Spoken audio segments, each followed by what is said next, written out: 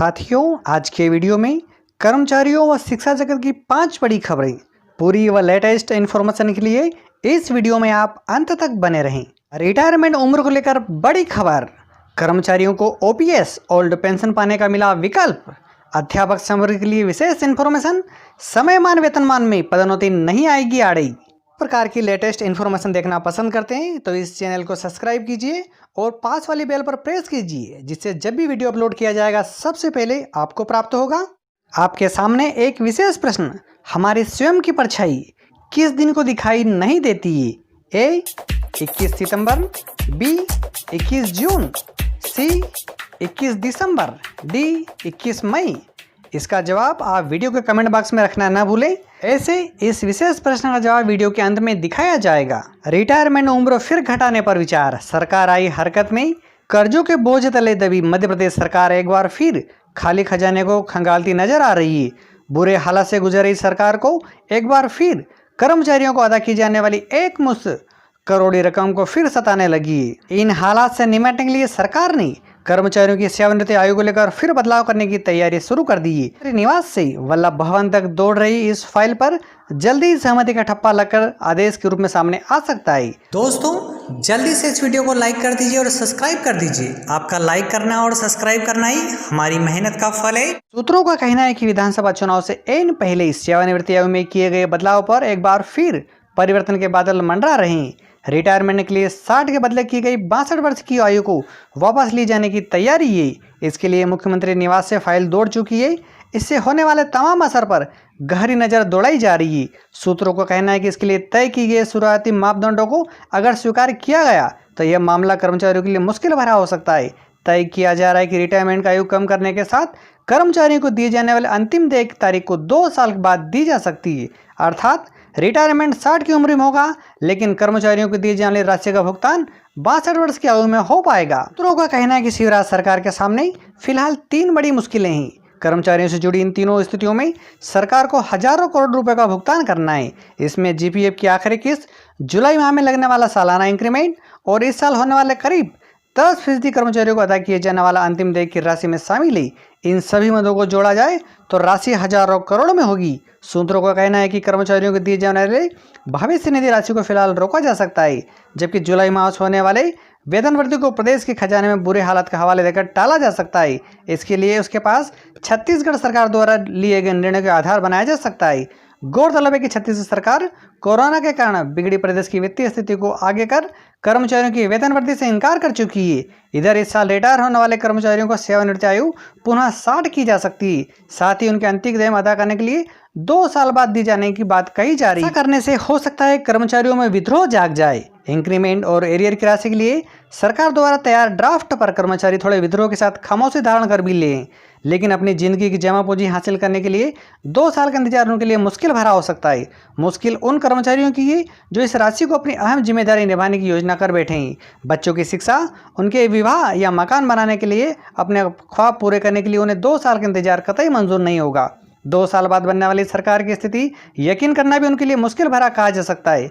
इधर सरकारी आवास में रह रहे कर्मचारियों को रिटायरमेंट के साथ ही मकान खाली करने की बंदिश भी उनके लिए मुश्किल का सबब बनेगी। चुनाव को देखते हुए फिलहाल सभी विकल्पों पर गंभीर मंथन किया जा रहा है, ताकि इसका चुनाव पर कोई विपरीत प्रभाव न पड़े। अगली बड़ी खबर, ओल्ड पेंशन स्कीम की मांग कर रहे कर्मचारियों के लिए बड़ी खबर। भारत सरकार ने केंद्रीय कर्मचारियों को विकल्प उपलब्ध करा दिया है। यदि वह चाहे तो एनपीएस नेशनल पेंशन स्कीम को छोड़कर ओपीएस ओल्ड पेंशन स्कीम में वापस जा सकते हैं। गवर्नमेंट ऑफ इंडिया के department of pension and pensioner की ओर से जारी ऑफिस मेमोरेंडम में के मुताबिक योग्य कर्मचारियों को पुरानी पेंशन स्कीम ओपीएस का लाभ लेने के लिए 11 सितंबर 2020 तक आवेदन करना होगा। आवेदन नहीं करने वाले सरकारी कर्मचारियों को नेशनल पेंशन सिस्टम के प्रावधानों के तहत फायदा मिलता रहेगा। कर्मचारियों का दावा है कि पुरानी पेंशन स्कीम एनपीएस से ज़्यादा फायदेमंद है। पुराने स्कीम में बेनिफिट ज़्यादा है। इसमें पेंशनर के साथ उनका परिवार भी सुरक्षित रहता है। छोटे कर्मचारियों को अगर ओपीएस का बेनिफिट मिलता है तो इसमें उनका रिटायरमेंट सुरक्षित हो जाएगा।